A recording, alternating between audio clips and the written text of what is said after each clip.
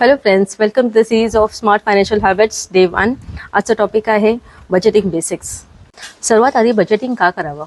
Budgeting केलेली काय होईल की जे तुमचं इन्कम आहे त्याच्यामधून तुमचा खर्चावरती नियंत्रण ठेवणं तुम्हाला सोपं जाईल. प्लस तुम्ही जे सेव्हिंग करताय ते डिसिप्लिन वेनी तुमचं सेव्हिंग होईल आणि तुम्ही तुमच्या फ्युचरसाठी जास्तीत जास्त सेव्ह करू शकाल.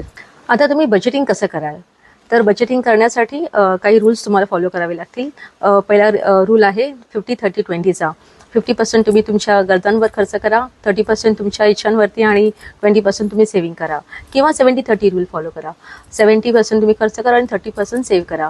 आता हा रूल सगळ्यांसाठी सेम असणार आहे तर नाही. सगळ्यांसाठी त्यांच्या इन्कमनुसार आणि त्यांचे खर्च, त्यांचं लाईफस्टाईल त्यांच्यानुसार त्यांनी रेशो ठरवायला हवा.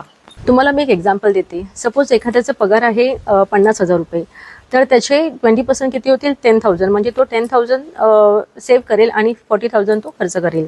तसंच त्याचा सपोज एक मित्र आहे, त्याचा पगार आहे 1,00,000 रुपये पर महिना आणि 20% किती होतील? 20,000 आणि 80,000 खर्चासाठी. तर तो 80,000 खर्च करेल मुळीच नाही. तो जास्तीत जास्त काय करेल? तो सेव्हिंगचा रेशो वाढवेल आणि खर्चाचा रेशो थोडा कमी करेल.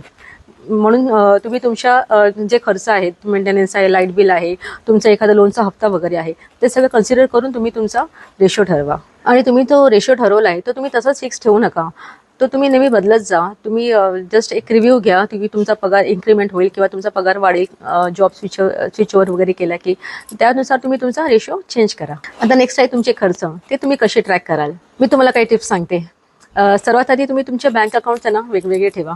जे तुमचं इन्कम येतं ते एक तुमचं अकाउंट वेगळं ठेवा आणि तिथून मग ट्रान्सफर करा दुसऱ्या अकाउंट्समध्ये. जिथून ज्या अकाउंटमधून तुम्ही खर्च कराल सर्व तो एक अकाउंट वेगळं ठेवा.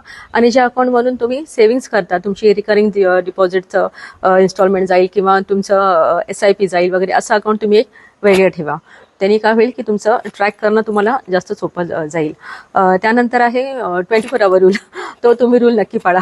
24 आवर रूल म्हणजे एखादी गोष्ट तुम्हाला घ्यायची असेल तर तुम्ही 24 तास वाट बघा आणि नंतर विचार करा की खरंच ती वस्तू आपल्याला घ्यायची आहे का, मगच द्या. ॲड टू कार्ट करतो, ॲड टू कार्ट करून ठेवा ऑनलाईन शॉपिंगमध्ये, पण लगेचच परचेस करू नका. 24 आवर वेट करा. नेक्स्ट स्टेप म्हणजे तुम्ही जो खर्च करता तो तुम्ही एक नोट डाऊन करा डायरीमध्ये. आपण आपल्या आईवडिलांना बघत होतो लहानपणी की ते प्रत्येक गोष्ट डायरीमध्ये लिहून ठेवायचे. तर तुम्ही पण तसं नक्की फॉलो करा.